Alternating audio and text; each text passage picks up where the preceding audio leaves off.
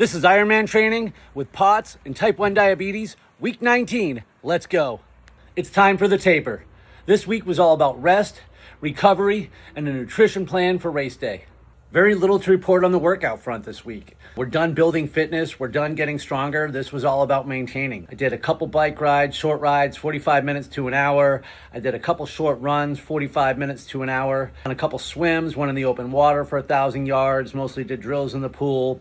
We're just gliding on down into race day. The one thing that I did do different this week, though, is now that summertime has finally hit us in Florida, and it is definitely not going to be 63 degrees on race day, is I've been trying to do my runs in the afternoon so that I can acclimate to the heat. So I've been going out at noon, 1 o'clock, 3 o'clock, just trying to find that really hot, miserable, oppressive heat, want to quit part of the day because I want to get my body and my mind, more importantly, used to that heat and that excessive sweating and just being in that uncomfortable feeling, because that's what it's going to be.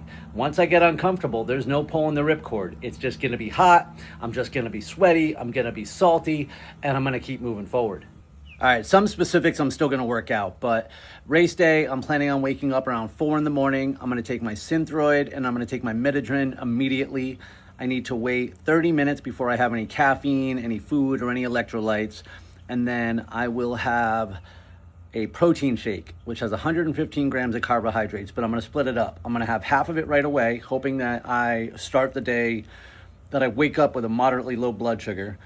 And then I will take the second half to go, so that I'm getting those carbs in, but maybe that I can avoid some of a higher spike. So between the fats and the proteins, hopefully the absorption will be kind of slower, so I'm not at like a 400 blood sugar level at 5:30, 6 o'clock in the morning, and then I just have to hold on to that for a couple hours.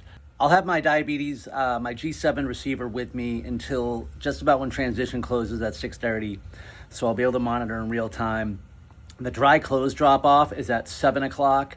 So theoretically, that should be the latest that I should be able to have my phone or even my blood sugar checker with me. However, I am considering taking the blood sugar checker with me, finger pricking while I'm in line, sticking it in my tri-suit, and just hoping that it survives the swim. And if it doesn't, it doesn't, so be it. But if I am at a nice, steady 250-ish or lower, I will take a honey stinger right before the race starts. If I am north of 250 and rising, I'm probably going to hold off on that honey stinger, because I am then going to paperclip another gel, more of a liquid with about 45 grams of carbohydrates to my tri-suit.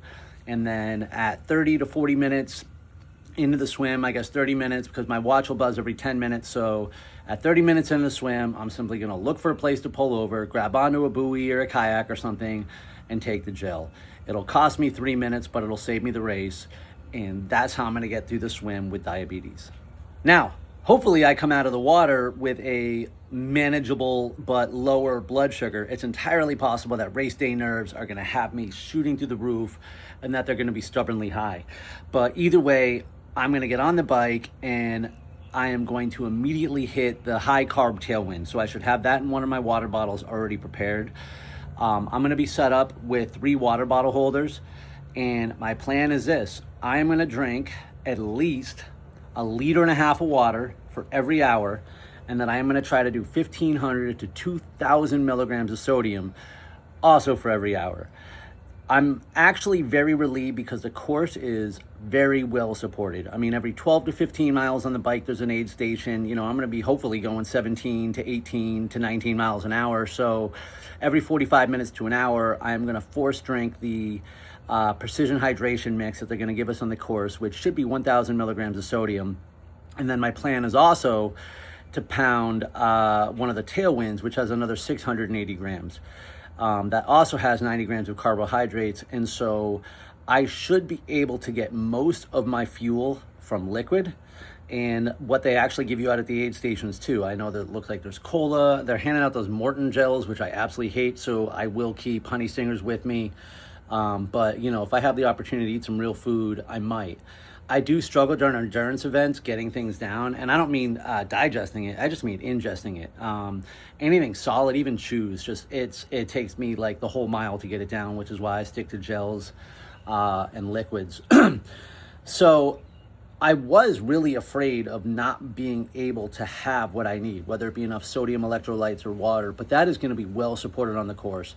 And then also with the special needs station being halfway through, I'll be able to replenish gels. I've got BPN packets, and I've also got the Tailwind packets as well. But again, the plan is to hit 90 to 100 grams of carbs an hour, and then that's at a minimum. And then also to be hitting a minimum of 1,500 milligrams of sodium and 1.5 liters of water.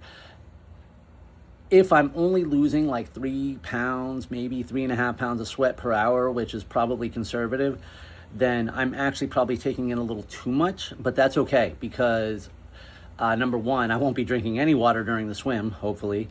And then also on the run, I'm not going to be able to drink 1.5 liters of water in an hour. It's going to be different. So I need to get ahead and make sure that I'm hydrating for the run, and then I'm getting my nutrition for the run. I'm not just trying to get through the bike. And when I did my 100-miler a couple weeks ago, I cramped pretty bad in the last 10 miles, but I didn't have anywhere near the sodium intake that I was just talking about. And I also didn't have as much water. I was probably drinking about 1 liter per hour. So I think it's a solid strategy. There's absolutely a lot that can go wrong, but I think that everything is there that I need.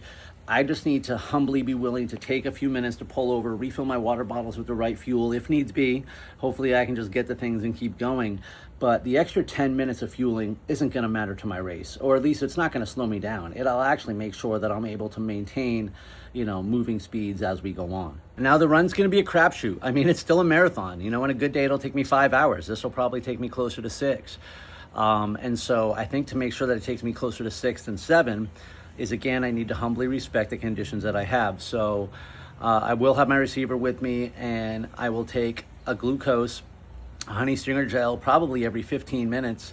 Because at that point, I imagine I'll just be burning. So I'll do everything I can to stay ahead of it.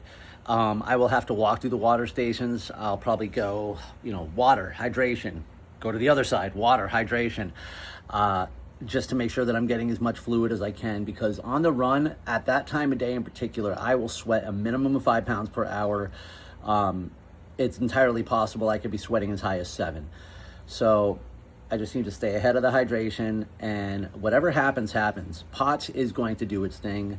I'm just going to get through it. I mean, if I get to the run, I'm going to finish the race. I'm going to make the first cutoff, and I'm going to finish the race. And if I can make it till sunset, then I'm going to finish the race strong. My goal for the race, I arbitrarily picked 14 hours and 35 minutes. I did the math. I gave myself a little bit of grace, both in transition and for, grabbing some extra hydration. So I think that's a very reasonable goal. 14 hours, 35 minutes. Knock on wood, that's if nothing catastrophic goes wrong, which of course it can. That said, we'll see. Realistically, I imagine there'll be a couple walls I hit, and that'll probably take me a lot closer to 15.5 hours. The only time that really matters, though, is getting in under 17 hours, so I will be an Ironman. And, finishing the race on time. All right, one question that I have got is when I talk about a POTS flare or a POTS crash at the end of a big workout, I was asked, will I be concerned about how POTS is going to impact me after the Ironman? The answer to that question is no, because I fully expect it to be the single worst night of my life. I will have no ability to regulate my body temperature. I will have hot, chills, cold flashes. I will be sweating profusely, shivering.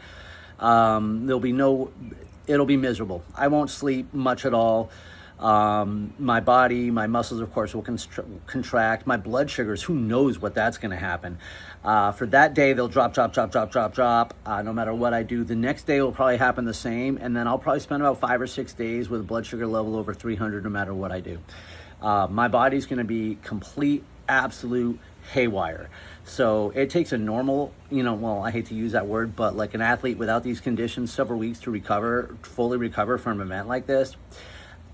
I'm probably on that same time frame, but the severity of what I'm going to go through in the first couple of days is going to be absolutely miserable. And I am judging this just off of past performances. Whenever I've done an ultra, whenever I have run a marathon, that is the result. And I remember after when I ran the Killington Ultra, the Spartan Ultra last time, it took me 3 days to recover from that.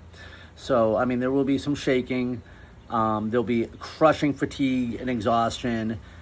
It's going to be rough, but that's why it's not called Easy Man. It's called Ironman. I know what I'm getting myself into. And I'll tell you what, when I finished that race, and POTS did not stop me, and diabetes did not stop me. And if those things want to punish me after for my victory, let's go. Bring it. It is a spiritual suffering I am willing to endure because that is the suffering of victory. Go ahead. It doesn't matter how miserable I will be that night because I'll be clutching my medal when I did it. And I will know that you did not beat me. You can go ahead and take all the shots you want. You can make me miserable tonight, and you know what? I'm going to recover from this one too. And guess what? I'm probably going to do it again. That's why we do these things. That's why we do hard things. That's why we do things that we shouldn't do, that others tell us that we can't do, because that's how we take back the control in our lives. That's how we refuse to be a victim to circumstance. We put something more important in front of it. We find a why that is bigger than our why not. We decide the person that we want to be, and we are unwilling to let these things prevent us from being that person, and that is how you win. That is how you live inspired. 6 days until Ironman Jacksonville. Hope to see you there. Let's go. Live inspired.